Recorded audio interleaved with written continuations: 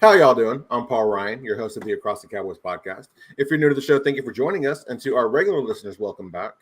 With me, as always, is my co-host, the greatest co-host in the world, Mike The Pig Crum. Mike, how are you? Doing good, my friend. How you doing this fine weekend? Doing well, sir. Thank you. Mike, where can we find you on Twitter? At CD Piglet, guys. Nice and easy. Guys, I'm Paul Ryan. You can find me on Twitter at Paul_Ryan15. Well, guys, it's everyone's favorite part of the season, draft season. And here we are with episode 2 of everyone's favorite series, Building the Cowboys. For those of you who are unfamiliar with this series, Mike and I bring on a guest to act as the GM of the Cowboys and build the Cowboys through the draft. With us today is writer and content creator for SportDFW. Ladies and gentlemen, please welcome Cassidy Ace to the show. Cassidy, how are you? Man, I'm good, Paul. Appreciate you guys having me on this weekend. Of course, sir. I know you're. We were talking pre-roll. You had a bit of a rough day yesterday, but you seem to be doing okay today. Yeah, I mean, I got my Dak shirt on. People could see here. You know, I'm a Bill Belichick most of my shirts nowadays. You know, I'm getting fatter, so they're more comfortable. But rough day yesterday, but I'm ready today. Got to put on the old GM cap here and get criticized here live. You're inviting everybody to the gun show. I see, Cassidy. I know, right here. Here we go, but it's all right. All right, Cassidy, before we get into our discussion today, let the people know where they can find you on Twitter, sir. Easy, just at Cassidy Ace 89. So first name, middle name. A lot of people think I made up that Ace part, but that's just my name. Do you prefer to go by Ace or by Cassidy? I go by Cassidy, man. There's not a lot of Aces or a lot of Cassidys, especially not a lot of male Cassidys. So if someone says Cassidy, I'm pretty sure they're talking to me. Yes, sir. I hear you. Well, let's go ahead and get into it, Cassidy. How long have you been scouting players? Man, I'm relatively new compared to a lot of content creators. I started probably about 4 years ago, light stuff, because I was doing a podcast with a fellow friend, but he's a Eagles fan. So boo for Rashad's listening, and to all the Eagles fans eventually if they tune into any Cowboys content. But we did it. It was called the Birds and Boys podcast. I know there's another one out there. Yeah. So we actually changed it afterwards because it was conflicting, and we were like, man, let's just change it, make it easier. And then we ended up doing a Cowboys one called Coast to Coast Cowboys with my buddy for a while. Doomsday OG on Twitter. He's a 56-year-old gentleman. And me and him were just doing Cowboys content.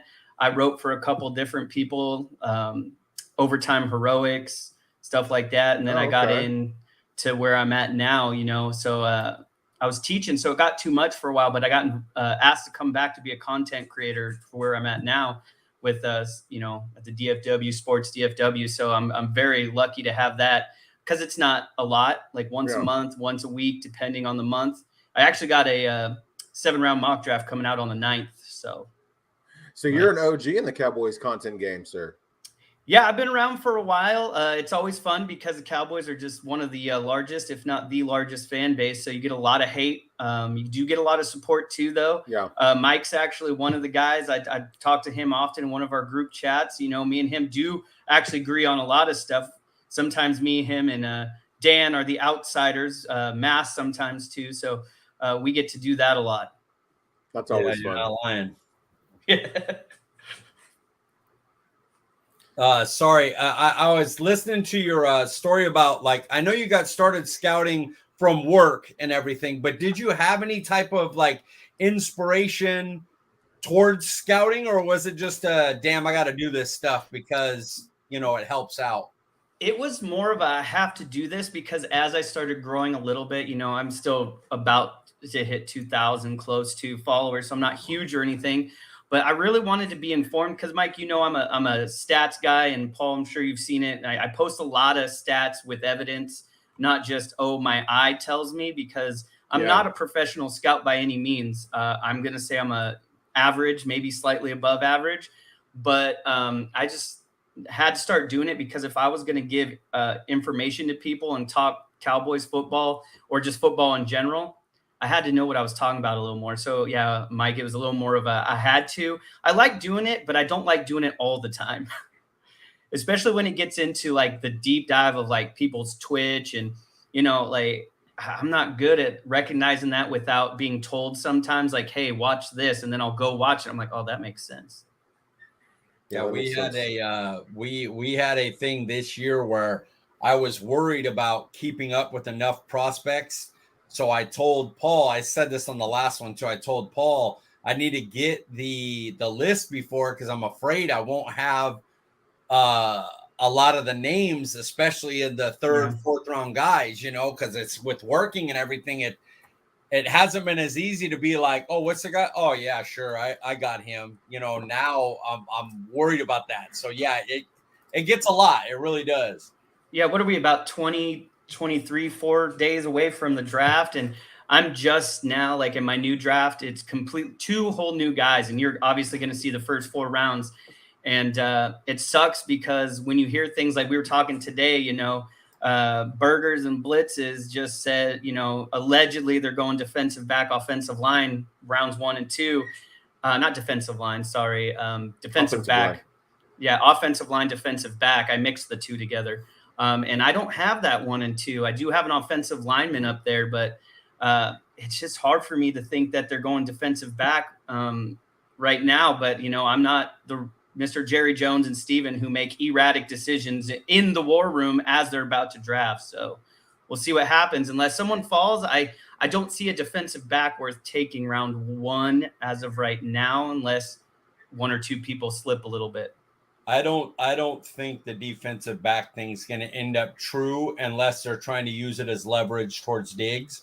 I really think it's going to be O-line, D-line. I think that's their going to be their first 2. That's why I love you, man, because that's where my head's at. And I'm not trying to give away anything before we get there, but it's kind of where I'm going. Yeah, I'm actually, I was looking at your draft, and the player you have at round 1, I can't wait to hear you break him down, because I've been hearing his name a little bit more lately. So I'm excited to hear that. Yeah, he's actually a guy who came on as of late. And I started looking at previous years, and I was like, there's a reason this guy should go in round 1, but he fell off in 2022 compared to 20 and 21. Yeah. But he's got like 50 plus games starting in the college. So I think he's going to be a good guy no matter where he goes, really. I was reading a mock draft earlier from Reed Hansen of I guess it's fan-sided too, right? And he had your guy going round 1. That was a good article, man. I was so jaw-dropping, like, when I was reading it, because I texted him after and I go, dude, I was like, me and you haven't even talked about the draft in the last like 3 weeks. And all he does is say, hey man, is your mock draft going to be ready by the 9th? And I'm like, yeah. And I read his and I was like, dude, I said, we have the exact same guy. I said, me and you haven't even talked. And so I'm kind of glad to see that there's another guy out there. And I respect the hell out of Reed, because as you guys know, he's doing a lot of stuff. He's getting promotions and writing and managing articles and all of that, editing. So, man, I'm just thankful I get to be a part of the Cowboys Nation, because there's a lot of people out there who are the annoying fans, who are the Super Bowl every year. As much crap as we give Eagles fans, Cowboys fans are just as bad sometimes. Right. But we've kind of found a group that's pretty realistic, not saying we're all right all the time, but not like, hey, this is our year every single year for the last 30 years almost, Very true. So you kind of touched on it a little bit earlier, Cassidy. I'm curious, how did scouting players turn into creating content, with SportDFW and just with the other sites that you've worked with in the past? Actually, it was Mr. Reed Hansen there who reached out to me and said, hey, man, I love what you do stats-wise. You always have information when you go into a debate, or we'll say an argument, because it always turns into an argument. And he's like, would you be willing to contribute weekly, or at least, every couple weeks? And I said, yeah, man. I said, I used to do it. I ran a site for a while, but I said it was just too much, because I ended up being the editor, the one who was posting everything, doing the website. And I said, I was teaching, and so I didn't have time. And then I moved into my new career, and so I have a little more time to do it. So I was like, as long as I'm not the one to have to do everybody's editing and post it, I said, I'm good to go. I said, I just don't have the time for that anymore. So he's the one who actually got me into it.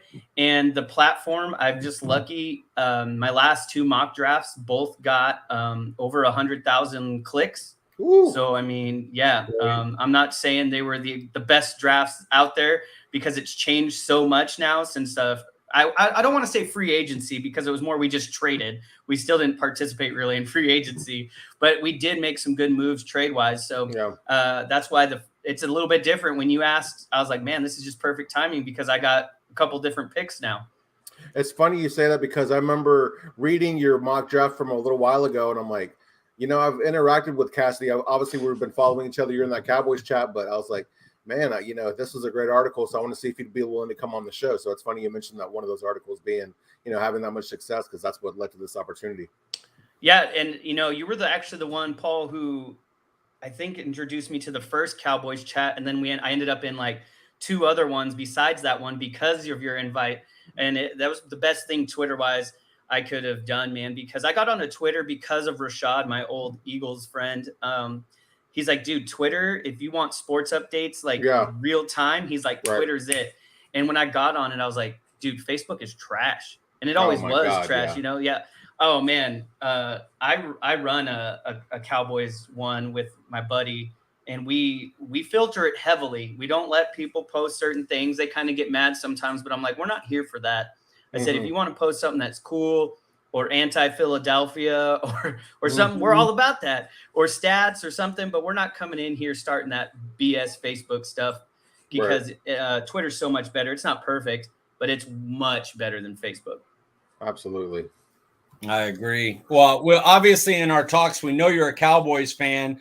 So let's get right into your 5 biggest needs for Dallas. Start at 5 and run us all the way up to 1. Man, I had to think about this hard because the trades changed a lot, at least for the immediate future. I'm not saying that it's not going to be the same as it used to be after this year because there's a lot of moving parts to the Cowboys restructuring and all of this stuff and who they can cut, who they'll keep for a year. But I'm going to start number 5, which was a top 2 need, is now number 5. And I'm going to say cornerback. I don't think cornerback is a huge need, at least for this year. Obviously, if injuries happen, that can happen at any position. But I think with Gilmore and Diggs, depending on a holdout or anything by Diggs, I'm not sure he would do that or his agent tells him to do it or whatever. But I think cornerback's number 5. I think we're set for at least this year. Even our backups are pretty solid. I'm glad that we aren't using AB again. That guy, he had one good year 2 years ago, and then last year just burnt toast again. So I'm glad that Gilmore, he may not be the old Gilmore, but I think he solidifies it for 2023. And then you just want me to keep going up to number 1? Yeah. All right. So number 4, this was going to be number 5 for me, but depending on Tony Pollard's health, man, I think running back is a need. Do I think it's Bijan Robinson? No, I don't think that it's that big of a need. I understand why people want Bijan. I do. I get why. He's an athlete. He's going to be good. I just don't think with the depth of this draft that we should go that way round 1. I know it's a Jerry move. I know it's a Cowboys way since the 90s move. They just did it with Zeke back in 2016. And this team is much arguably better than it was in 2016 before the draft. But I'm going to say running back is still a need because if Tony Pollard doesn't come back the same or at least close to, it could be a weakness. But I'll say it's number 4. Can I say that the 2 things about the Bijan Robinson? One, you mentioned the depth of the draft. Like there's just too many good backs to get one in the first round when you can get one that's 80% of the production in the day 2, early day 3. And the main thing for me is turned from the player. It's not about the player anymore or even positional value. I don't want the Joneses to have another first-round pick running back that they got to stand in when a guy's completely – everybody in the world knows he can't run no more, and they're going, hey, we go as Zeke goes because he was the first-round pick and he has a ton of money. So, at Not Be Trite, Mike White, he's our guy that brought that up. He's like, the worst thing in the world that could happen to Dallas is they get a first-round running back that the Joneses can go – yep. The guy, he's the main guy. So yeah, I'm with you. We don't just get a guy round 4. It's because, and within our good friend Stevie, man, he'll sit there and pound the table for best player available. But the thing for me is Will McClay even said it this year. He kind of does a best player available mixed with talent and need. And I've always done that. I think just strictly BPA is a bad way to go. And I think strictly just need is a bad way to go. I think you got to blend it a little bit. And I think running back, the big thing is they're not as fruitful, the fourth round guys, but I think we could get a running back to go behind Tony Pollard in the fourth round. I think it falls off a little bit after round 3, but depending on how it falls, there's still a couple good guys that you could get in round 4. I would prefer if we did go running back, it's in rounds 3 or 4. But again, we know how the Joneses love to try to run the ball on 3rd and 9 and 4th and 12, and who knows, I'm just hoping that they don't keep that mindset and let McCarthy, or maybe I think Camber might have said, or Cam, we just call her Cam, might have said maybe it's his swan song and he knows he's gone if we don't go deep, and McCarthy just says, I'm going to do whatever I want. And historically, McCarthy does not run a running back a lot. So we'll see how that goes. So we'll get to number 3 with the re-signing of Van Der Esch. I think linebacker is still a need depending on Damon Clark. Looks like Jabril Cox, it looks like so far can't get on and stay on the field.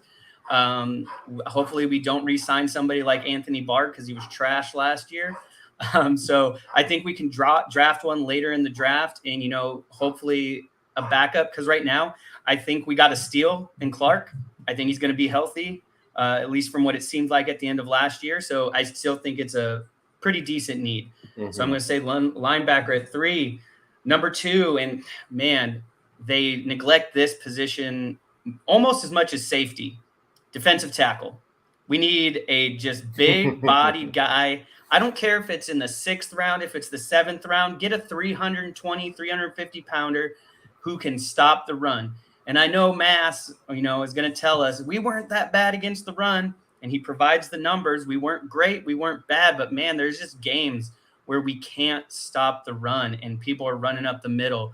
Dalvin Cook, he had some success against us the last couple years. When we face big guys, not that we face a Derrick Henry all the time, but they just power their way up the middle. Hankins helps with that a lot. We could see when Van Der Esch and Hankins were off the field last year, we were more burnt. So if we can get another guy, I think it's a positive thing. Yeah, you have something to say, Paul? I agree. No, I had a question, but I wanted you to get through this first before we. All right, and number 1, man, it's just offensive line anywhere, tackle, center even, man. I know, Badass did pretty good, Biotish, but he's gotten better, but he can be replaced. Tyron's getting too old. He's only averaged 6 games the last 3 years. Hasn't played a full season, more than 13 games since 2015 when he played 16.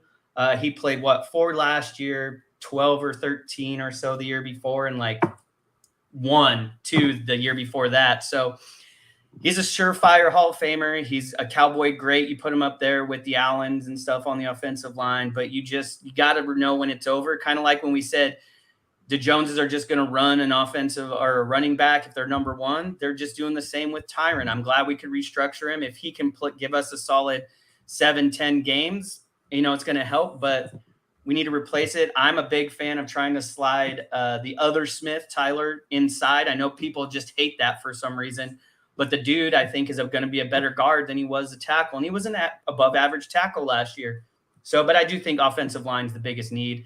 I didn't throw a wide receiver in there in the top 5 anymore because you get Brandon Cooks, and then if Michael Gallup can even improve just a little bit off of last year, and then CeeDee Lamb, it's going to be hard to stop the Cowboys offense no matter who you try to double cover.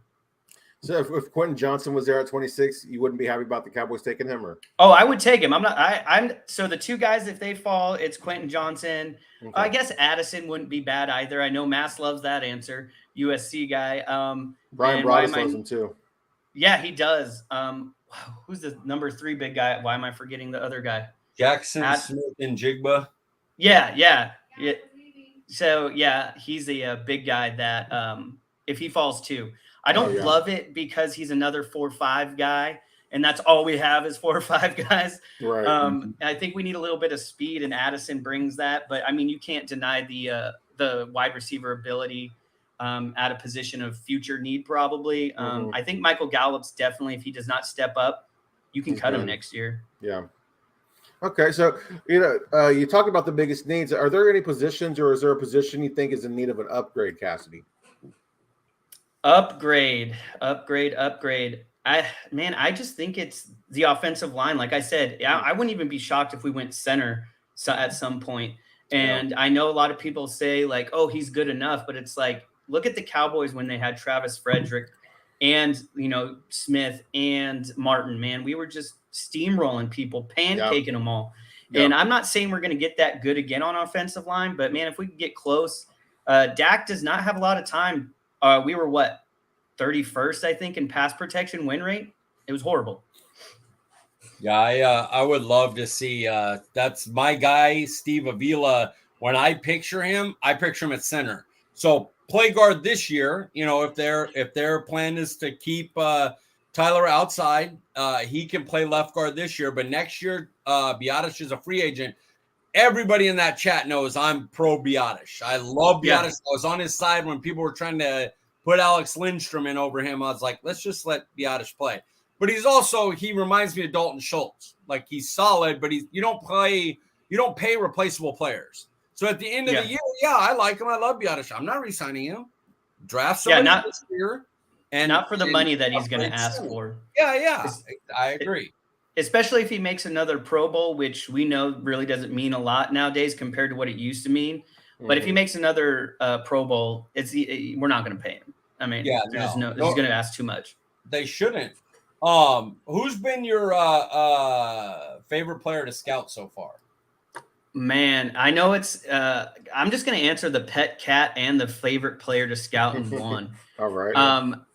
I am a huge fan of Mr. Charlie Jones, wide receiver out of Purdue, man. This guy is so smooth out of the slot. He reminds me a lot of, Cole Beasley gets a bad name on the Cowboys now because he talked all that smack, and his Twitter rants and his politics people didn't agree with, whatever it may be. But him and, Wes Welker, Charlie Jones to me is going to be a round 4 guy, maybe even sooner. I think he'll go early round 4. He was a round 5 guy till people saw what he could do more and more throughout the scouting process. At latest, this dude's going round 5. But out of the slot, man, he's so good. He can play outside, but dude is just shifty. He's not the fastest per se. But I love watching him, man. It just very much reminds me, if I'm just talking Cowboys, because we're obviously all Cowboys fans, very Cole Beasley-like. And I think he would just excel, especially with Brandon Cooks and Lamb on the outsides, and even Michael Gallup. I've been saying Michael Gallup should have been the one to go as soon as they drafted Lamb. And obviously, I think that's still true. They shouldn't have paid him. They should have kept Amari. We all know that wasn't about playing. Yeah. It was about making an example of him because he pretty much didn't do what he was told all the time. But I think Charlie Jones, no matter where he goes, I'm just hoping he doesn't go somewhere in the NFC East. Is he a speedster? I mean, does he have some wheels or? He's quick. He's not like top end burner, but the dude is quick. Yeah. He's going to get open. He's not going to be Mr. Slow, Jason Witten, and slow you into being open. He's actually shifty and he's quick. And that's what I think a lot of people forget, the difference between quick and top end speed. I like CeeDee Lamb's quick, doesn't have top end speed, right? Yeah. Cooper Kupp. Yeah. Quick, not a super fast guy. So I'd say Charlie Jones, not because they're both white, but Cooper Kupp-esque. Gotcha. Yeah. Agility over speed sometimes, especially if you are a slot guy. If you're watching like CeeDee Lamb when he's out of the slot, man, he's just outmaneuvering people, the quickness and his shift, not the top end speed. Like when he stopped, I think it was against the Eagles where he was on a post route and he just stopped and cut back in after he caught it, and for a touchdown, man, just walked in. And that's all. We need another guy like that. Michael Gallup, this is what I've said about Gallup. He's a 1 to 2 play a game guy. And they're going to be amazing toe drag swag, go up and jump and catch the ball, 50-50 ball. But he's never been consistent. He had 1 year where he was kind of consistent. But outside of that, I think that was 2019, maybe it was 2020. Sophomore year. Yeah. Yeah. And he had 800 and something yards, maybe just over 1,000. Yeah, he got on a list with like Randy Moss, Chris Godwin. Like there was like 10 receivers who under the age of 24 had 1,000 yards, 6 touchdowns, and a certain amount of receptions. And I was like, man, he made it on this list, this and that, but he never really he's not taken that step even to get to there again. He kind of fell back and he hasn't gotten back to that yet. So yeah, I like him as like the Des Bryant shoulder fade in the end zone guy, or the sideline. I need this big catch. But outside of that, I just don't think he's worth the money he's getting at the moment. But if he makes me eat my words this year, I'll be more than happy. Like, I'm the kind of guy, like, if you're just throwing out random opinions, everybody has one. They're subjective if you don't have any evidence. And if people could prove me wrong, then I'll eat my words. I'll eat the crow, I mean, I got the crow tattooed on my forearm too, the movie. So, all day. So yeah, that was pet cat and scouting. So is there a, when you've been doing this scouting work, Ace, is there a rookie prospect you think is overrated? It's the easy answer. Everybody says it, but it's true. Will Levis. He's a round 2 guy, I think, but he's going to go top 10 because of people's needs at quarterback. The reason I say that, decision-making is horrible. He has 25 interceptions and 17 fumbles in his collegiate career. So he could even go before, I think at latest he goes somewhere Colts, even Raiders, something like that, depending. But he's going to go top 10, at least in my opinion. If he falls, I understand why. But because quarterback is such a keystone, or is the keystone, people are going to try, teams that are desperate or at least close. And they're like, all we need is a quarterback, someone who's, okay. This guy can end up being Carson Wentz bust type style long-term, or, he could be the next Josh Allen, whatever, because of his arm. But also, I'm pretty sure he's on the juice if you saw his picture before and after his surgery or whatever it is. So we'll see if he even makes it, onto the field. But yeah, I think it's just decision-making's too erratic to be a top 5, top 10 guy. All right. Well, that brings us to our to the part everybody's been waiting for, Cassidy, your mock draft. So go ahead and start us off. Talk to us about your first round pick. All right. So, here's the thing. I know everybody wants Avila. I know that Mike I love Avila too. I do think he's a little bit too low to reach. So if we trade back, but the rules are no trade backs here, at least for what we're doing. So if they trade back, I think Avila's the pick. But if they don't and we keep 26, I'm going to go Will McDonald, the 4th defensive end in round 1. And the reason is we have a lot of questions at defensive end after this year. And it's one of those positions where you can't, Micah Parsons is an anomaly, right? He's a freak. He's actually the definition of generational and elite, right? Him and Bosa, people throw those words around about elite and generational, but not a lot of them are. So defensive end to me is one of those positions. Like if you look at Hutchinson last year, he was good, but was he amazing? Not necessarily. And, he went to the Lions, and they're on the way up. But McDonald was a terror in 2000 and 2021. This dude had double-digit sacks in those 2 years. And I think the only reason he slides outside the top 20, even the top 15 this year, is because he only had 5 sacks this year. So he took a step back. But DQ love to see speed, right? This guy has a high motor. He's in the 91st percentile at defensive end for 40, right? So he has 35-inch wingspan. That's, up there. It's not the longest, but he has those at least long arms. We know 2 things about Dan Quinn. He loves tall guys with length and speed, right? So the Cowboys kind of, replace people often, right? Keep them fresh. So I think DQ sees that, and he is a speed rusher. So I think they go him. And I know Avila is a good answer. You can't go wrong, in my opinion, with either one. But if you're looking at value and where he's at on a lot of big boards, Avila is down in the 40s, early 50s. I don't see why anybody would have a problem with it. But I'm just thinking like a GM, they trade back for Avila, or if they stay, it's a McDonald pick. And Fowler's on a 1-year deal, right? D-Lock counts $20 million against next year. So depending on how he does this year, they can save $10 million next year as a post-June cut. So they could be planning for that, because we don't know what Sam Williams is yet. He has a lot of potential, so he could become the number 2 guy. And we don't know what Micah's going to do. Is he going to stay more at defensive end? I would think so, but we don't know. And then Armstrong only has 1 year left on his contract. So this is a shoring up move, taking a mixture of the best player available, because McDonald is ranked, I believe, as the 26th, 27th on PFF's list overall, maybe 28th. And we're short up for the next 2-3 years with Parsons hopefully getting an extension soon, and McDonald. And depending on what I keep wanting to call him his old name, but Sam Williams, not Williams, right? All right. Mm-hmm. So that's number 1. That's round 1. So I know it's not the popular vote for round 1, but I think it's the best value. I don't think Bijan makes it past Seattle or the Chargers, but I still wouldn't take him even at 26, but that's just me. Did you feel like you were addressing a need or taking the best player available there, Cassidy? If you're looking at this year, it was more of a best player available besides running back. I don't think Bijan's going to be there. If you're going off talent, Bijan's better.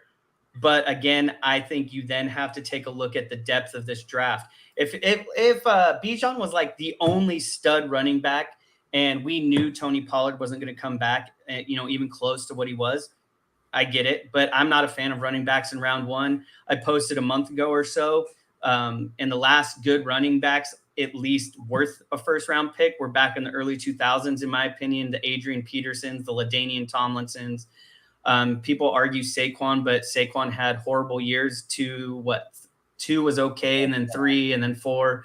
And he could bounce back, but who knows? So I'm not a big round 1 for running back. So I think McDonald's more of a, hey, this is a depth pick and for the future. Mike, what are your thoughts on that pick? I just want to say, if people think Saquon was worth the 2nd overall pick, they are lying to themselves. That is great. Yeah. 2 good seasons in his no, dude, that was bad. That was not a good pick. The Giants would redo that in a second if they could. Okay, now on to Will McDonald, because this is a fun one, because it bounces me back and forth. Part of me is like, we might have just got the best pure pass rusher in the whole entire draft at pick 26. There's another. I don't have a first round grade on McDonald. I have a 2nd round grade on McDonald. Yeah. And if I made this pick, I would like to trade back. Same with Avila. I actually have them touching tags. Okay. In my rankings. They're one next to each other. I'm not going to give up which one's higher than the other. But they're directly next to each other, both 2nd round grades.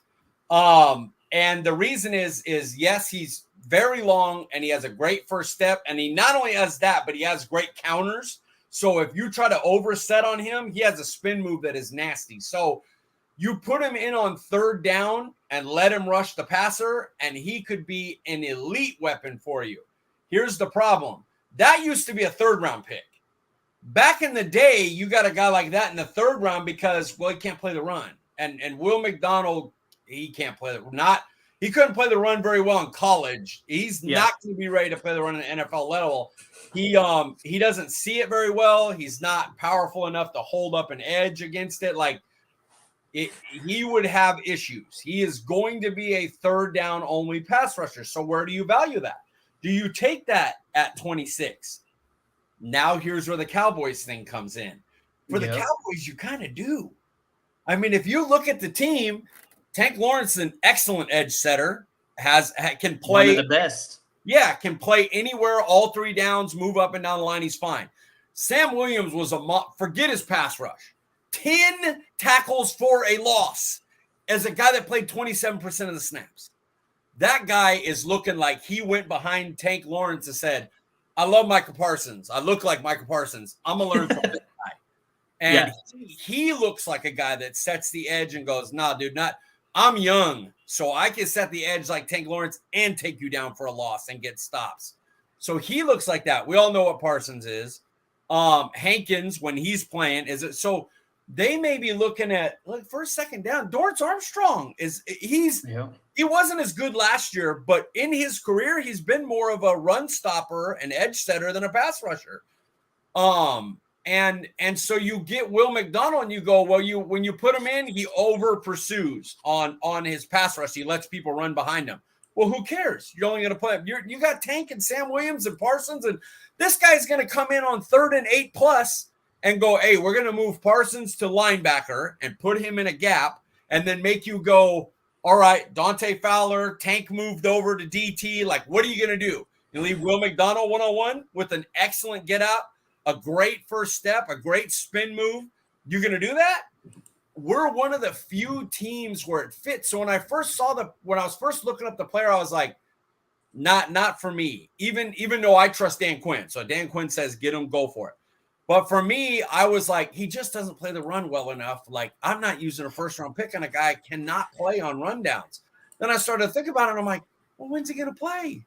Like, he isn't coming in and play. You know, he has the body to build up into a decent run stopper. He just needs to add mass and stuff like that, and he's trying to do that. He went from 235 to, I think he's 245 right now. He said he wants to go between 245, 250.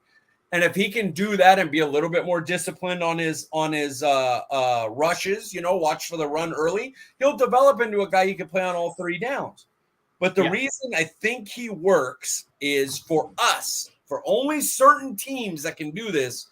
He works as a guy that if you got him, you go, well, I just added maybe the best pure pass rusher, and that's all I need him to do. Like, he's Aldon Smith for the Niners as a rookie. Aldon Smith went in the 3rd round. I understand that. But he had like a ton of 12 sacks or whatever as a rookie. He was a monster. And then he built into his body and became a guy that played every down. So, and it's a DQ pick for me. It's the end of the 1st round. Now, if the Cowboys are in the top 20, I'm not taking him at all. But it's towards the end of the 1st round. I think he's an early 2nd round guy. He's not going to be there by the time we pick again. And from what you said, I had him as probably right now the 3rd at worst best pass rusher as the whole defensive line. That's interior and ends as well. And I just, like you said, he's going to come in maybe on 2nd down, but a 3rd down guy for sure. And there's just too many pieces. Also, because a DQ likes to rotate people so much. Mm-hmm. It's exactly what you just said. Yeah, I love a piece. That could be a Super Bowl piece. And when I say when we talked, I talked about earlier, I might have been off air, but when we were talking about offensive line and D line, he could be one of those guys where they trade back and they go, look, we're going to trade back, and if Avila, Schmidt, or McDonald's there, we're just going to take them. And they look and go, we're going to get into the guy that we're going to talk about next. That type of guy, Michael Schmidt, Avila. If one of those is able, if they're looking and going, we can get one of those at 58, they might go McDonald at, say, they trade back to 31, 32, 35, somewhere in that mid to early 30s. And McDonald's just sitting there. I mean, walk it up. It would remind me of DeMarcus Lawrence, who was drafted as a pass rusher when we traded up for him. He wasn't thought of as a run stopper. He built into it. Same type of player. And when you said spin move, my mind went to DeMarcus Ware. When you said that earlier about him, I was like, D. Ware did it too, man. And D. Ware is my favorite Cowboy player of all time. That's a good one. That is elite one. He's such a good guy, let alone just a great player. Yeah, and people like to say it too, dude, but him, Dak, not just because Dak's on our team now, man. He's such a great guy. The energy, I was a Romo guy too. So, me too. I mean, it's not just because, I was not a Quincy Carter guy. Just to let you know. All right, so Mike, it sounds like you like that pick by Cassidy here in the 1st round. Or you're indifferent about it, I guess. Yeah, well, it fits us. Yeah. I was nervous about it, but I said he fits what we need. He could be that one last piece on the defensive line, and it's a Dan Quinn. I trust Dan Quinn. DQ, absolutely. We trust. Yes, sir. All right, let's talk about your 2nd round pick here, Cassidy. Matthew Bergeron. Is it Bergeron? It's Bergeron, I believe. Bergeron, okay. Yeah. But he is okay. So I've been mocking Cody Mock, however you pronounce it, at pick 2 or 2nd round for us at 58 for a month. I had Avila here, but Avila's picked up too much steam. I don't believe he'll make it to us back round 2. But this is another guy where, like I mentioned, I said, hey, offensive line's the biggest need. We don't know what's going on with everybody. This would be one of two ways, but here's how I would go. He played left and right tackle. This guy played both sides a lot, not just like, hey, I filled in for a game.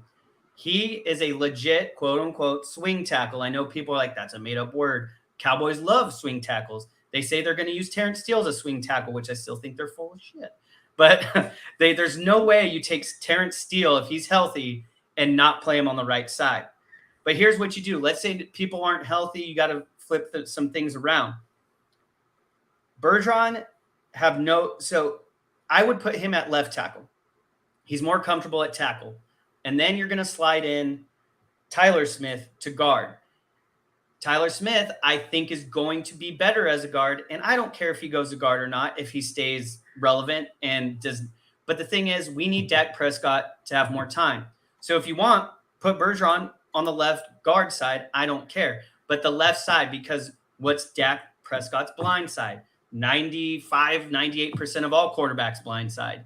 The left side. Okay, so Dak's good at escaping pressure, so I would keep him on the left side, not move him onto the right. We know that Terrence Steele is not as good on the left side. When we put him in, he struggled a lot more. You put him on the right side, he's doing much better. Again, you have Zach Martin over there. So, of course, you have one of the best of all time on the right side. So he's played both left and right, and this is Bergeron. So he may be a little bit of a developmental guy if you have to move him into guard. But he is the Avila or Schmidt-like guy. I think he's the third best, versatile tackle / guard. But again, it's because I passed on Avila in the first round that I didn't think he would be there in the second round. Now you can say, okay, let's go Avila round 1.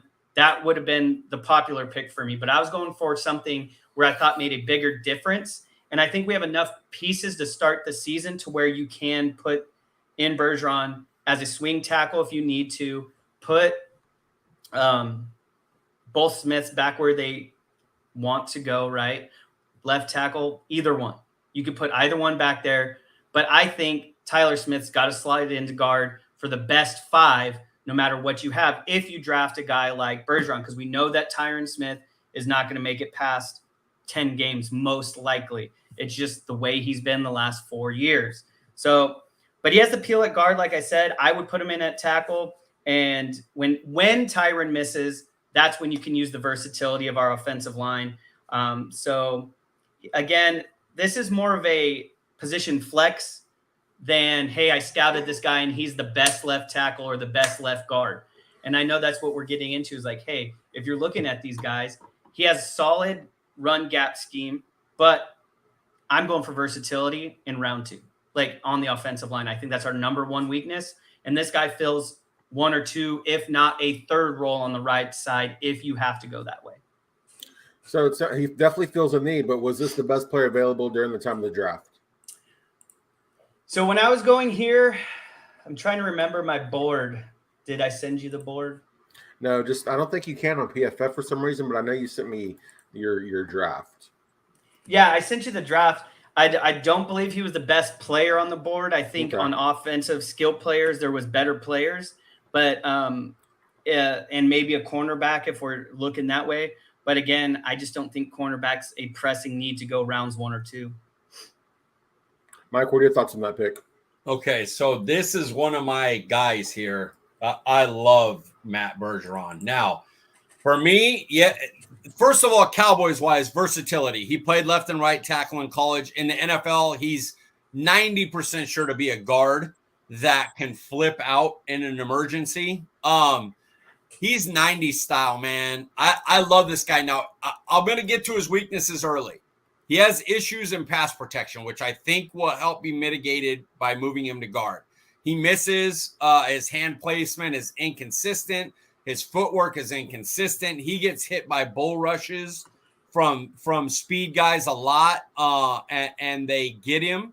But it's more of a technique on the outside thing than a strength at guard thing, like a big powerful guard or just running back. So those are the reason he falls out of the first round and possibly possibly you could get him in the third is because in the league today, they value pass blocking. And this guy is, okay, he's like Steele. People are talking about, well, Steele's a great run blocker, man, but I don't know. He's not a great pass. That's Bergeron. Here's the thing. If he was picked and put at our left guard, he might be our best run blocking offensive lineman day one, even if Steele's healthy. Oh, wow. That's saying a lot when you have a Martin and Steele who he has it. You know how guys have it, right? And when you describe it, it's just you can't explain it, but he just does stuff really. When he run blocks, he gets over at the right speed. He knows how to create contact and move up to the second level. He is great at the second level. He moves people. And so getting him and if we're going Dallas wise, it sounds like Dallas wants Tyler Smith to be the left tackle. So you slide him in at left guard, and the thought of those two monsters hitting and moving up and allowing Tyler Biadasz to move up, who isn't great at getting off his own blocks to move up, but has great ability if he's free to move up. That side running could be nasty. Now that side could cause some issues. Pass blocking, it's fair, but my goodness, this kid can block and he's good. He's not just like, oh, he's good at getting up. No, he's great at the point of attack, at turning. He's great at his footwork. He knows it's when you watch him, it's hard to explain because I can scout and I can point it out, but a lot of people have better athletic ability to do what he does, but it's just like he knows how to do it. The it factor. And so putting Tyler Smith and that guy on the left side, you want to make me, they'll never do this. This is totally made up, but you want to make me really happy. Trade back to 32 in the first round, pick Steve Avila and make him your future center, but he's left guard next year. Then go and let this guy fall to 90 or trade up from 90. And in that early third round range, bring me him to be your left guard. If there's an emergency, because he can run block right now, but give him a year to work with Duke, with guys, be the utility guy that could be the sixth offensive lineman, the fullback, the McGovern, role when he wasn't starting. And then go into the future with Tyler Smith, Bergeron, and Avila. And I know they'll never do it because they're not going to go, two first offensive line in the first three picks. But, oh, my God, the offensive line I would cry. I wouldn't care. You know how we get mad about them wanting to run the ball? Run the ball. Run the ball. Go ahead. You want to run the ball with Avila, Bergeron, and Tyler Smith, and then Martin will still be good another few years. And then you're likely to pay Steele because he's not going to be a ton of money, and he's a great run blocker. Yeah. I think where people forget is we have a issue with running because we would run Zeke into a wall every single time. And yes, Zeke's really good at that, finding that 1 yard touchdown. And that's what he should have. I wrote an article about it last year once they, started to switch.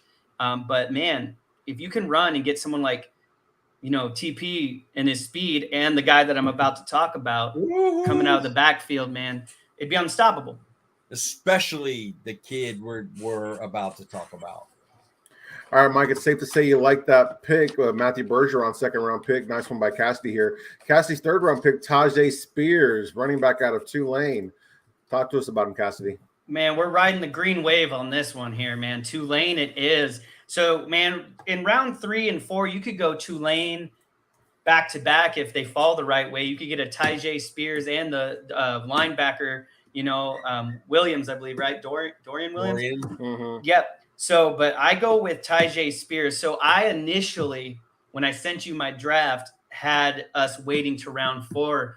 But then I was like, man, we can't. I was like, we could get Spears in round 3, and I'll just forego the pick I had at 3, and we can get something a little close to what I did. But we went Spears, and Spears, to me, was the best player on the board. It was, you keep doing it, and you always have a couple weird people fall when PFF mocks it for you, and you just are picking for the Cowboys or whoever your team is. But Tajay Spears, man, if you love TP, you're going to love Tyjae Spears, man. So they're very similar. Spears is a little on the smaller side for a running back. What does everybody argue about TP? Can he carry the load? 3 downs, blah, blah, blah. Well, this is the same question for Tyjae. So we don't know if he could, because right now he's only 5'10", 190 pounds. And I think that's on a good day, he's 190 pounds. He might be a little less. But this guy, when I talk about speed, quickness, and agility, like we were talking about earlier, with Charlie Jones there, Tyjae has it. He has TP all over again with his speed, his quickness, and he hits that outside, man, he's going to be gone. So if we could set an edge, and like if we did get the scenario that Mike's talking about, these two guys are going to be running out of the backfield, and you're going to have a home run threat on the field at all times instead of hoping Zeke can break 1 or 2 tackles. Yes, Zeke got a little bit better at times the last 2 years than what people were saying, but he just didn't have that burst. He didn't have the acceleration. And for Tyjae's size, he's a very competitive runner, and he will lower his shoulder. But again, I think he has to put on a couple pounds if he wants to lay that shoulder like he did in college. But he has great vision, and guess what? The best thing for me is his ball security. The Cowboys offense has had a little bit of issues with drops and ball security and fumbles the last couple of years. So again, he's more TP-like, but if you can have those two and then use a Mike Davis or who do we just get? Tampa Bay guy, right? Ronald Jones. Jones.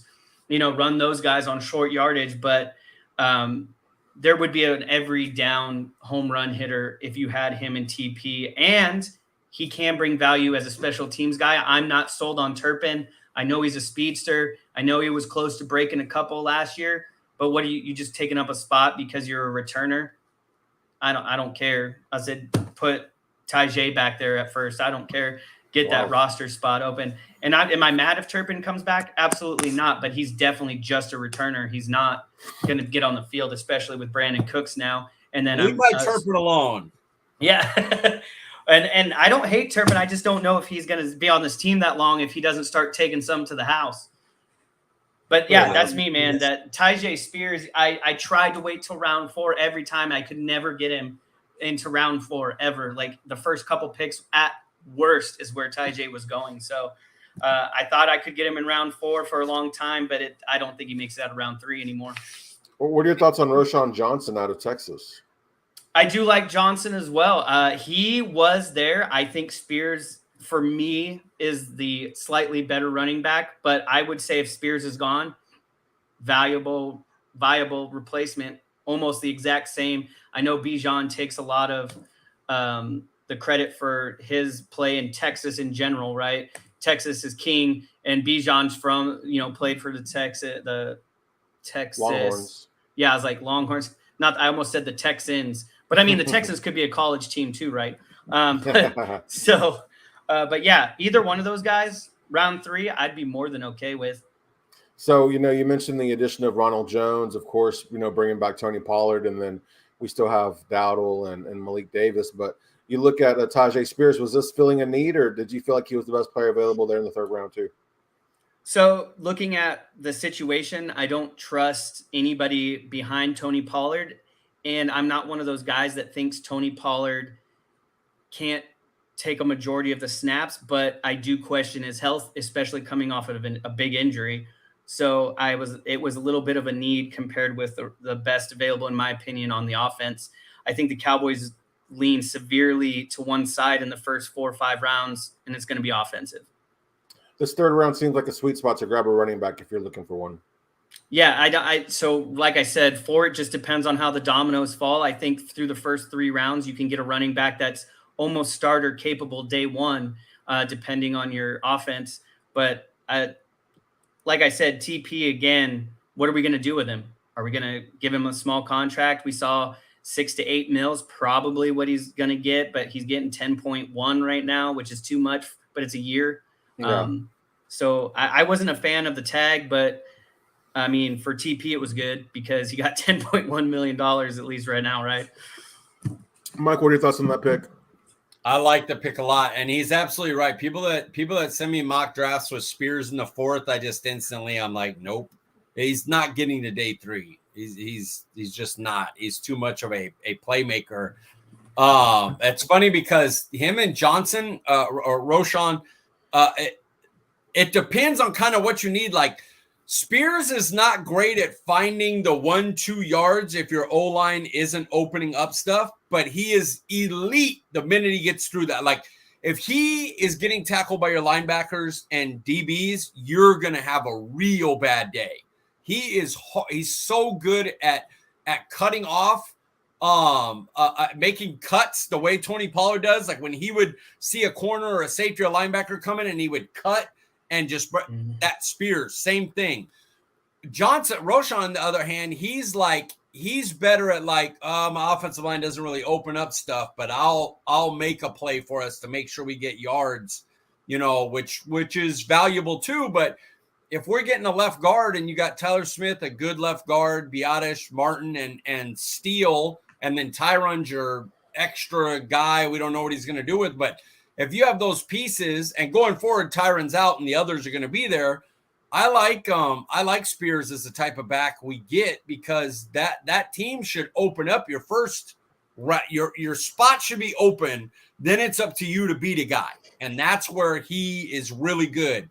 I wouldn't make him the receiver Pollard is, but we haven't used backs out of the backfield that way. Hopefully under McCarthy that changes. He's always been that kind of way. I would take Pollard's hands over Spears. Spears has some, drops. He's not a elite level hands catcher, but he helps in the game and he gets open route running wise. I would love to get Spears on the team. I think he'd be a perfect fit to rotate with Pollard. It's also a Massey loves Spears too, man, and he's dying for him, and I do too, man. Like if we wait on a running back, he's the guy that I want. If we're looking for, the short yardage guy, I think we can use one of our other guys or go out and find one that just bulldozes over for a yard or two. That's all we really need. But speaking to the hands thing and how the Cowboys don't use backs out of the backfield, at least in passing game most of the time, that's why people tell me like Bijan can run all the routes. I'm like, why? Who cares? When's he gonna get the ball? And they're like, well, McCarthy. And I'm like, when did McCarthy do that? I was like, maybe with Eddie Lacy for a year or two before he stopped calling plays. I said maybe before he turned into a fridge and couldn't do it anymore. But I love that guy, man. I think if we could get him the running game, again, we say, hey, I don't want to run the ball every time, but if we can effectively run the ball, there's a difference. I think a lot of us are just a little bit of a sour taste because they weren't using Zeke and Pollard in the correct way until later. And then again, Pollard got hurt and Zeke had to go back to it. I don't hate Zeke. I hated Zeke's contract. I would have Zeke on this team still if it wasn't expensive. And they didn't run him because Mike, you mentioned it earlier, he's the guy because he's a first round pick. I mean, if we didn't have that mentality. Yeah. If Zeke was Ronald Jones, everybody would be perfectly happy. Yeah, give me some short yardage, maybe some blocking, in the passing game, something like that. And I think that's one thing we're probably missing too, even with a Spears, is a guy who can block. But, our tight ends, hopefully you're going to step up like that. We have some solid young blocking tight ends, unlike Dalton Schultz, who couldn't block to save his life except on Twitter, right? And that's not a shot at him. It's just funny to me because I don't think he was worth a tag either. But, those are the first 3 rounds. So, I mean, we got one more. Yes, sir. And can we guess what side of the ball it's on? Well, yeah, let's go ahead and move on to your 4th round pick. We've got Jalen Moreno Cropper. I don't know if I'm saying that one correctly either, but Cassidy, talk to us about the wide receiver out of Fresno State. Where's he out of? Where's he out of? San Diego State. No, Fresno State. Fresno, yeah. Right. So this guy, if you want to talk about instincts, Cropper has it. Again, this is a guy that lacks the top end speed we're talking about, but he has short area quickness and a change of direction. There's those guys that just like Mike was talking about Bergeron having it. And if you have it, you're like, wouldn't you be a first 2 round pick? No, this guy, he has to develop a little bit because he's a little bit smaller. He really played in a lot of open space, but the Cowboys have a recent history of finding draft diamonds in the 4th round. This guy's projected to go late 4th, early 5th. I think that this Cowboys offense, do we have a real slot receiver right now?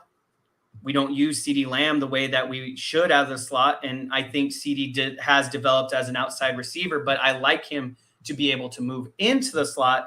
But this is a guy that would play 90% in the slot. So Jalen Cropper, with Dallas going out and grabbing Brandon Cooks, you aren't necessarily looking for a guy in the first 4 or 5 rounds that has to be a number 2 day 1, right? This guy may never be a number 2. But how many people have we seen that if just out of the slot, they cause a lot of damage? The Wes Welkers, I get, Wes Welker did a little more things to that nature than we thought he would. But I think he is Cooper Kupp-like, and keep him in the slot. I mean, yeah, you can put him outside once in a blue moon to see if there's a mismatch. He has a 4.4 speed. So again, you're looking at our wide receiver core. You're like, who runs faster than a 4.5? Is Fiocco the only one on our team right now who's technically runs faster than a 4.5? I'm pretty confident. But don't quote me because I didn't go back and check.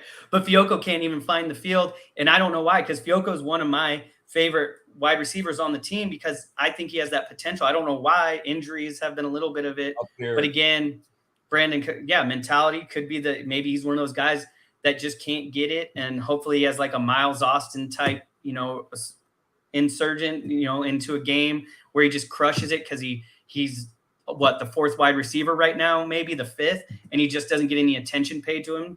But, Jalen Cropper can come in.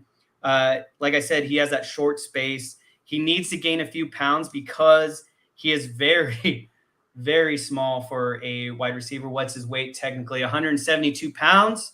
So I say 175. So what was the big thing, for CeeDee Lamb coming out, or who's the Eagles guy that I can't think of all of a sudden?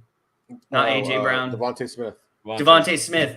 The size, the legs, they're small, right? But again, if he's wide receiver 3, he's not being pressed at the line as much, or he's getting a quick release because he is shifty. I think he's going to be open. And, for me, the 4.4 is a bigger deal to me because this offense needs something like that, because we don't have people who are just burning it. Can Brandon Cooks get open? Absolutely. Can CeeDee Lamb get open? Absolutely. But where were they ranking in separation? CeeDee Lamb was pretty far down there. He was just – people say Dak can't throw into tight spaces, but yet he was ranked in the top 3 for what do they call? Tight window throws. Number 1 in tight window throws this year. Yeah, and so that – I'm like – it's not that Dak isn't good at it. It's just that he has to, right? And so he's gotten better and better over the years. Dak is the epitome of progressing year by year. And yeah, he had a little bit of trouble with the interceptions, but where's that also come from? Separation, drops. We saw multiple hit people's hands. And Cropper does lack that top end speed, but he has good hands. And he has the shiftiness. So I think round 4 is perfect for him. And I think that is just another complementary piece. And this is my big thing, is a lot of people are going to say, how many weapons does Dak need? Blah, blah, blah. But here's the thing. Look at all the good quarterbacks. Everybody loves them some Hurts. Look how many weapons he had last year. The more weapons you have, the better you're going to be. We all know that. And Dak has done well. Like in 2018, he did so-so until we got Amari. And all it was really just one weapon because Witten was old. Dez for 2016, 17, stuff like that was old or not as good as 2014. So I think it's going to be Dak's best year, especially if we add a receiver that can play the slot, because they're not playing Lamb out of the slot as much as they should. So there is the slot position that's still open, because who's going to play that on our team right now? No idea. It's Lamb. It's Lamb who they'll put and Gallup outside, and Lamb will be in the slot. Yeah, and they all know when Lamb lines up in the slot, what's the problem? We have a lack of playmakers until we got Brandon Cooks. They knew where they were going with the ball. And that's why there was always the double, sometimes even triple coverage, with zone help and safety help. So I think that Cropper would be an amazing pick right here. You can go a couple different wide receivers. If my guy Charlie Jones can fit in there somewhere, I just couldn't get him realistically without fudging it a little bit. So I had to find another one. Mike, other than the player's location, what are your thoughts on this pick? All right. Well, I love the player, and he's the first thing the guy catches like everything. He has lightning hands, and he is a Cole Beasley, Hunter Renfrow. He beats you with quickness in the slot. He gets open, you throw it near him, he catches the ball. He's a very good that type of weapon. He's always going to be he's like the old school tight end, the Witten tight end, where, he's not threatening people deep. So you're sitting there going, well, what is he going to do? He's only going to run in this 10-yard area. You got to be able to stop him. And he gets open all the time and he catches the ball. He was Fresno State's leading receiver for the last 3 years, I believe. Yep. I know the last 2 for sure. Nope, last 3. Yeah, he and the thing is, I called him our small town Debo, because he ran the ball double-digit times every season that even his first year that he played around, he had 20 carries. They give him jet sweeps. They put him in the backfield and let him run. I don't know if backfield runs will work for him at his size in the NFL, but the jet sweeps will, and he's quick enough to beat people. There's a difference between your speed, where you got to beat people around the corner, and your quickness to get a edge on people. And he's able to do that.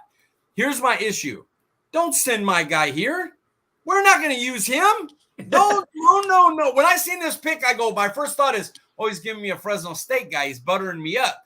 But he don't know. I don't want this guy anywhere near we're not going to use him. We don't use slot receivers like that. And Mike McCarthy doesn't like smaller guys. And you have to be able to win on the outside or the inside for him. He's not an outside guy. It's weird because you almost can't touch him in press when he's in the slot, but he can never get away from it when he's on the outside, which was, It was weird. You would think he'd be a little more shifty, but if you got him in the slot, you couldn't get your hands on him. I want him to ram, a Chief, a Dolphin, literally anywhere that will do a jet sweep more than 3 times a season, because he's good at that, and he where he's going to be good is he's going to be the nowadays tight end. Your tight end, the great teams get tight ends that impact the passing game vertically and wide. And then the old school tight ends who cover over the middle is a slot guy like this, where you can, you want to go, spread out and go small. Well, now we'll run a jet sweep on you and we'll get yards on a run play like that. Or we'll throw a screen on you if you go too big. If you think we can cover this guy with the linebacker, we'll bracket him. Okay, now we'll do a wide receiver screen. And now you have linebackers and DBs trying to chase him and bring him down, because he's a good yards after catch guy for what he does, for his, style. So I love him. He's Fresno State. He's one of my guys. I think he's going to be a player in the league. He's done kickoff returns. He's ran the ball. He's a receiver. But I don't want him here. So that was my thing again, I'm looking at special teams who can also play that. The reason I also did is because how many times did the Cowboys try to force wide receiver screens the last 2 years and it didn't work? I thought that this is a pick for that. I agree with you 100%, Mike. They were not going to jet sweep him like the Niners do with Debo and stuff. But I mean, if he comes here, I don't think he is going to be used, like you said, to his full potential. I do think he'll be a contributor, but not just in the amount that he could be. Just let my guy go to the Jags. let Doug get a hold of him. Let Reed get a hold of him. I don't wish that. I like him, but I don't wish him on our team. He's a guy that's going to be, if he's going to be a big time player, it's going to be because he's used in a role in an offense that we know, a McVay, a Reed, a McDaniels, Doug Peterson, something like that. Well, I could also say, let's throw in a Trey Palmer right here. He was almost my pick right here. So let's say that too. Some sort of wide receiver is where I'm going. I like it. And I really like Moreno. I really do. He's a good kid. But I just don't wish him here. I want him to avoid it. If he was on another team, I'd be like, yeah, let's bring him in. Maybe Mike McCarthy will use him. But because he's from Fresno State and he's one of my guys, I don't want him to take that risk. Come on. You go somewhere where I know you'll be fine. Because if he goes to one of those offenses, he'll be successful in the NFL. I have no doubt. This kid, it wasn't somebody that like, oh, man, Fresno, no, he wanted to stay close to home. He got, I believe, Utah tried to get him. Boise State tried to get him. Like, he was recruited. He was a 4-star recruit. When we landed him, I was like, he wants to be near home, and he likes the upcoming quarterback we got, because the kid that's going to be in the draft this year, he's going to be a day 3 draft pick, more than likely. Might end up here, but he was one that, he's the type of quarterback that gets people like that. That's not the big, Alabama wants him, but that's some of the bigger schools want. He's like, I'll stay here close to home and work with that guy. And the last 3 years, they've killed. So I'm curious. This guy kind of sounds somewhat scheme dependent, like team dependent on, maybe having success at the next level. He's gonna be gimmick-y, like, because he can just win straight slot. He could just be a straight Hunter Renfrow slot receiver. But if you're gonna get the most out of him, you need to put him somewhere that's gonna use his gimmick a little bit. Like, if you never jet sweep Deebo Samuel or put him in the backfield, he's still gonna be great. Right. This kid needs to have that ability to do other stuff if he's gonna be a great player.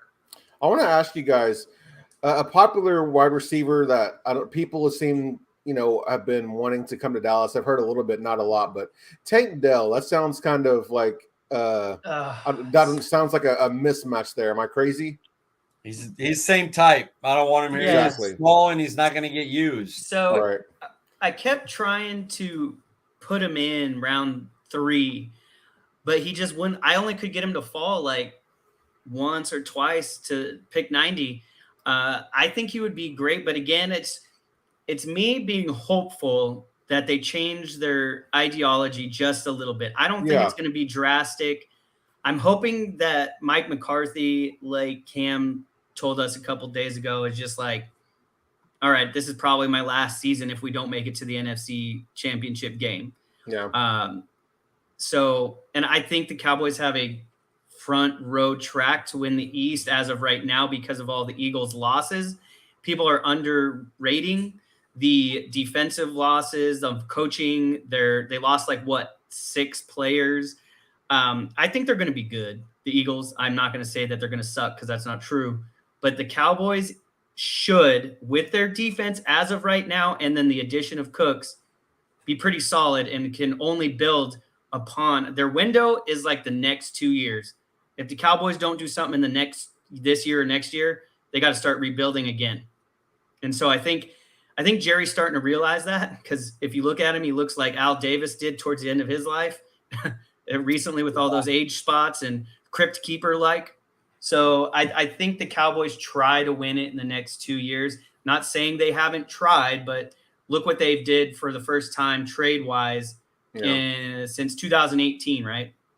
Yeah, that it's funny because that player, because he's not Fresno State, I'm like, man, I would like to get him and try. Yeah. It's the exact same, but with him, because he's not Fresno State, I'm like, man, I'd like to sneak him here and see if Mike McCarthy will do a David Montgomery and put him in the backfield, but let him receive out of it, try to match him up. And it's funny how that works, because he's the exact same thing, a little bit better player, but same type as Moreno, but I don't want Moreno here because I'm like, I don't want my guy from Fresno State to get stuck, Well, it'll be a sweet and sour thing. You'll root for him and be like, that's my guy.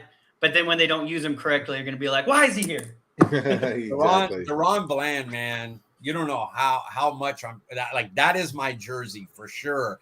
I just want to make sure he's going to play, that they're not like, he had a good first year, but we got Jordan Lewis, we got Diggs, we got Gilmore, he's a rookie, he wasn't as good as as he looked, on tape, and they don't use him as much. If they have him and they're using him, that's their jersey I'm going to get, because I loved him coming out. I thought he'd be a special teamer that would build into a guy that could be a cornerback too. And the fact that he got out there in his first year and just kicked ass for my team, and I loved him at Fresno State, it was like, this is an awesome pick. Well, I think we could move on from Jay Lou at some point, even this year. So he might have the opportunity to be a little more involved. I agree. I'm nervous about. I don't want to get rid of DB help. And I'm not against them having Bland be the first rotational backup. I'm not against going. We know what Gilmore and Diggs are, and the defense trusts Jordan Lewis. He's been around longer. He knows stuff. And he's not that expensive, 4.7 mils, nothing terrible. And he's just going to be the guy. And then Deron Bland, people are going to have nicks and people are not going to play every game. And he's your extra guy. I worry about just going, you know what? We don't want a progress stopper. We want Bland to be able to play. So let's cut Jordan Lewis. And then we lose Stephon Gilmore for 5 games. And we're like, dang, we could have had Bland play out there, as an extra. Now what are we going to do? So I'm as much as I love him, I'm okay if he ends up starting as their 4th corner. And if they keep Jordan Lewis and he just beats out Jordan Lewis, even better. Jordan Lewis, I'll pay him to be the 4th. Hey, we have this guy that can play and we can rotate around depending on if there's knick-knack injuries and problems and stuff. All right. Well, we're here. We're at the point where Mike breaks down your draft. I'm going to pull up your draft for the ones watching with us here. Give me 1 second, guys.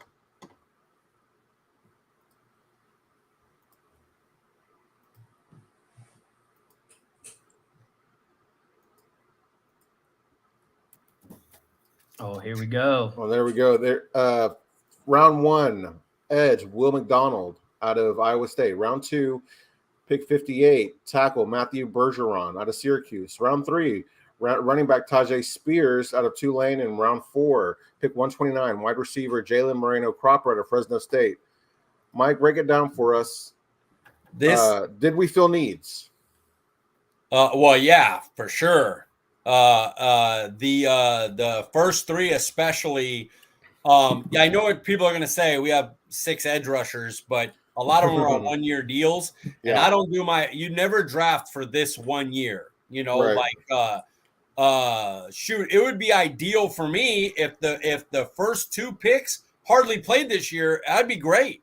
Rotate in McDonald as a pass rusher and give Bergeron a year to develop, and say Tyron Smith plays 12 games and I don't know how they're going to build up the line, but basically they have 5 guys that could start right now, depending on where they move them around. And if he was able to play and Bergeron only played in the couple of games that Tyron missed, ideal, great. I'm not doing this draft to get Deron Bland and Damone Clark, year 1 and just happen to, hey, all right, great, they played and did great. That's not how you draft. You draft for the next 5 years. So yes, they filled needs not only this year, but going forward, they filled potentially big needs. What positions still need to be addressed in your opinion, Mike? Need to be addressed? I would think later in the draft you would get corner depth, you would get linebacker depth. You could get, I wouldn't go a tight end if you're waiting this long. I mean, I guess you can. McEwen is only going to be a year, so you could get a tight end, but a safety maybe late. Like it's all depth guys. There's nobody. Need is a hard word because. Do you guys want to know my last 3 picks? Yeah, sure. Set it off. All right, so this will be a setup for next Wednesday. So round 5, he is my 2nd pet cat, Broderick Martin, defensive tackle, big boy up the middle. Yep. Round 5, can't get him later than round 5. I kept trying. A sleeper pick here is, I'm going to mispronounce his first name. It's Anfarini Orji, linebacker. Yeah. I'm horrible with names, and I used to be a teacher. So was he Penn State? Where's he from? So black and silver. Where is it? Hold on. Penn State. No. I'm just thinking the black. Vanderbilt. Black and gold. Yeah. Vanderbilt. So he's out of Vanderbilt. So he's a smaller, like, named guy. But what's happening is, due to slight injuries, things of that nature. He's if he would have been healthy, would have been a little bit higher. And I like it because he actually at one point had purple hair. So he's crushing it on the looks wise.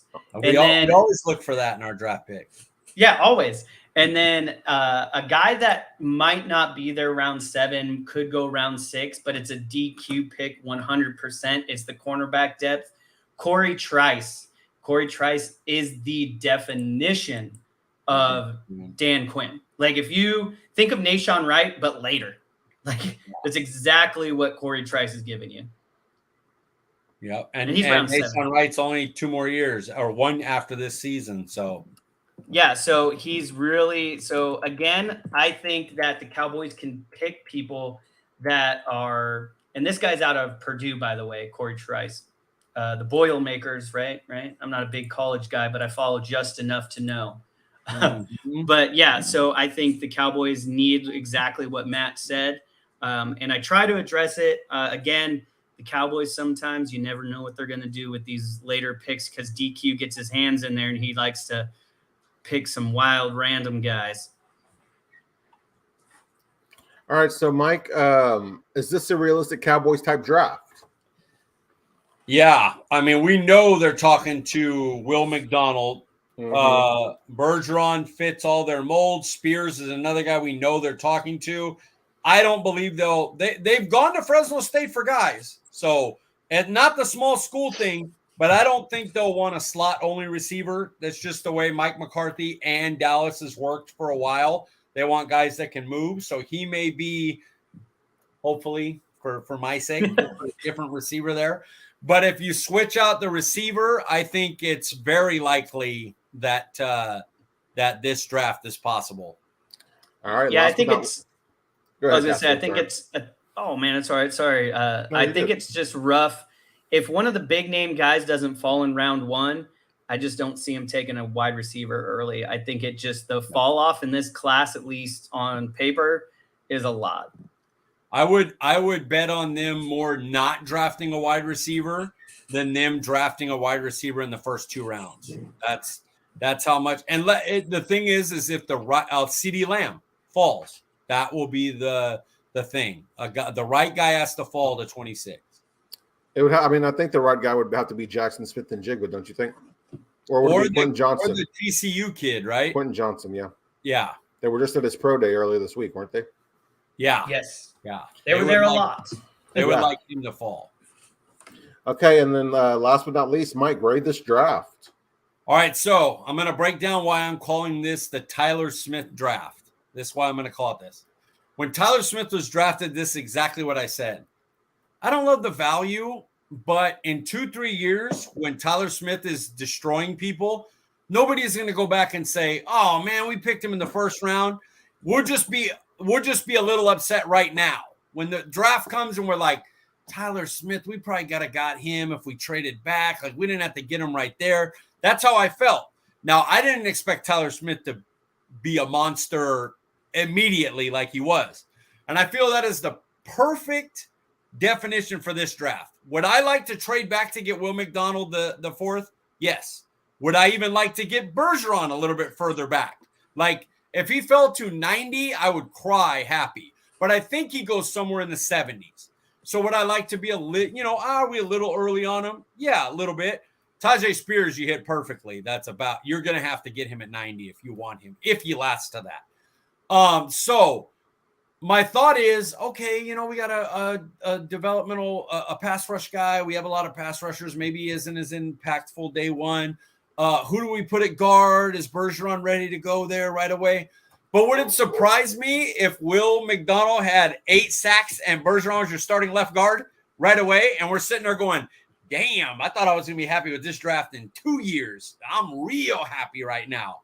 I feel like that is the perfect thing. When I first look at it, I go, value-wise, just like Tyler Smith, I don't know if I value him as high as this, but I know I'm getting good players. And that's how I feel about this. So I'm going to, above PFF, I'm going B+ for myself.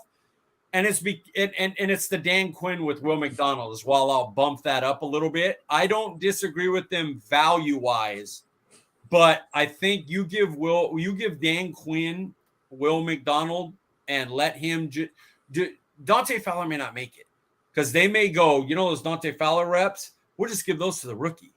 Like he has that level of pass rusher coming right away. He is that good. Yeah, and wow. I actually did it too. I actually gave myself a B because when I was doing this, 26 is a hard position when you were the Cowboys and you did need things, and all of a sudden, like when they had those needs at cornerback, I had Cam Smith locked in there, things like that. But now that they went and addressed these, I was like, now what do? They have all these options. And so I started being like, man, this guy's the first 2 picks, you hit it right on the head, Mike. They're tweeners between where I got him. And then I just didn't think when I kept doing the drafts and I was using different mock drafts, I just couldn't get them to fall consistently. Mm-hmm. And so I was like, I can't force it and keep doing it until I get it just to make it look good. So I was like, it's more of a B. I said in my mind, than anything. I said, I think it's a little low on the C- for Cropper. But like you said, for Dallas, will they use him at least in a small way that he deserves? So again, I do think it's a B-ish, like you said, it's B+. But they are tweener guys the first 2 rounds for where they were picked. I also love Bergeron. Like, I want the value to be lower, and that's just how my mind works. I think about value of the pick, but I would not care if they got Bergeron at 58. Just plug him in. We'll work on the passing stuff. Him and Tyler Smith next to each other on run plays is gross. It's gross. And people will be like we need this Jonathan Allen, Deron Payne, Fletcher Cox, Jordan Davis. They're going to need to waive that because that offensive line ain't going anywhere. And the minute you got to rotate somebody out or you got a weak spot on that left side, hell, the right side stealing Zach Martin. Like you had better go 4 deep with a linebacker that knows how to play the run if you're going to mess with us up front. If we've got Bergeron, Tyler Smith, Zach Martin, Terrence Steele, that is gross. I mean, how many people tell you the Cowboys are at their best when their offensive line is clicking on all cylinders? Mm-hmm. And that's where the first 2 picks, I think it's going to be an Avila or a Schmitz or Bergeron type player because they're very versatile. I agree. Yes, sir. All right, here we are with the final question of the episode here. This is for you, Cassidy. One word here. Give me one word to describe how you feel about the Cowboys heading into the draft. Man, I would say optimistic. Okay. Just because we're in a better position than we have been going into the season. Do I think they're the automatic favorites in the NFC in general? Depends on where Aaron Rodgers goes, if he's leaving, because he seems to always find a way to hurt us. But I think the Cowboys are a top 6-7 team in the league as of today. They could walk out of this. They could walk out of the draft as the best team in the NFC. They're 2 pieces away.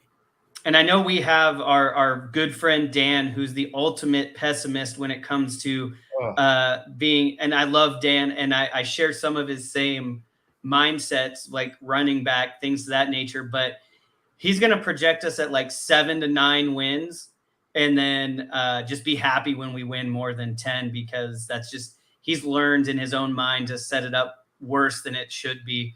Because now I'm saying 10 to 12 wins off the top of my head right now. I love Dan. Dan is like my favorite human probably on that app, minus my co-host here. He helped me writing. He is a beast. But he tried to turn Hankins into a 33-year-old injury-prone player. Dan is big. Dan, excuse me. I came on there. I was like, excuse me, sir. First of all, Hankins just turned 31 2 days ago.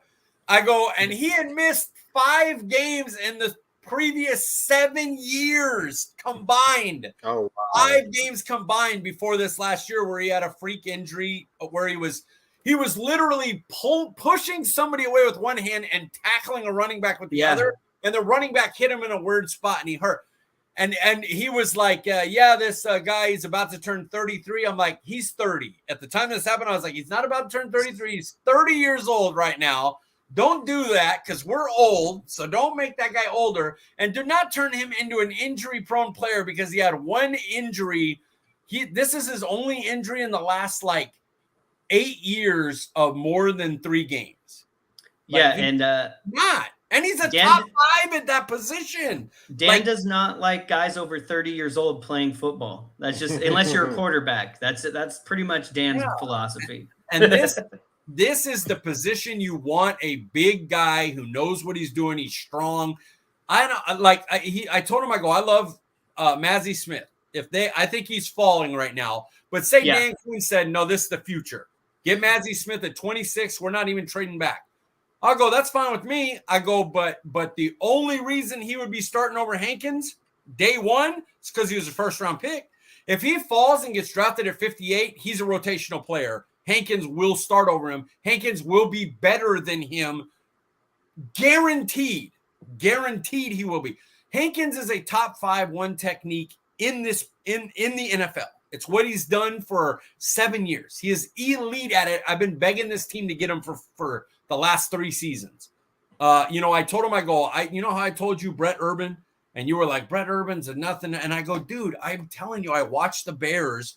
Brett Urban is a monster. He will be great. And by the end of the year, Mass and Dan were like, man, we're losing Brett Urban. He was so good. And I was like, I told you guys. I go, he couldn't hold Hankins' jock. Hankins is just great at what he does. And I'm so happy he's back. And so that's my Dan story for this offseason. He turned my guy into a 33-year-old injury-prone player. And I was like, no. We're not doing that, sir. All right. Well, Cassidy, man, we really appreciate you coming on today, man. No, I appreciate it, man. I love doing this, and I can't wait till I share the rest of my mock and an actual article. And everybody who says, oh, you can't do that, they won't be there. That's too early. We love that. Yeah, absolutely. No, if anybody says that about your picks, that's horse crap. If anybody goes that they won't be there, you did such a great job of putting your picks in the right spot, even going a little earlier than you'd want to make it realistic. So good on you for that. Yeah, and I'd rather go a little early mocking than late, because if it's late, man, because you got to be realistic, in my opinion. I try to be just realistic as possible, because there's some times where people are sharing mocks where you're like, and we all of us see it in the Cowboys group chats. They're like, we would love this. And I'm like, dude, anybody would love that. I'm like, but the reality is that's never going to happen. Yeah. But no, I appreciate it, guys. I love coming in on doing things like this. I can't do it as much as I used to, but anytime you guys want to talk football in general, besides college, because I would be the bottom of that, just let me know. Yes, sir. Well, before we get you out of here, remind the people they can find you on Twitter, Cassidy. Cassidy or at Cassidy Ace 89. Easy. Mike, where can we find you on Twitter, sir? I don't appreciate you taking my easy. At CD Piglet, even easier than Cassidy Ace 89. Guys, I'm Paul Ryan. You can find me on Twitter at Paul_Ryan15. We appreciate you joining us, and we'll see you guys next week.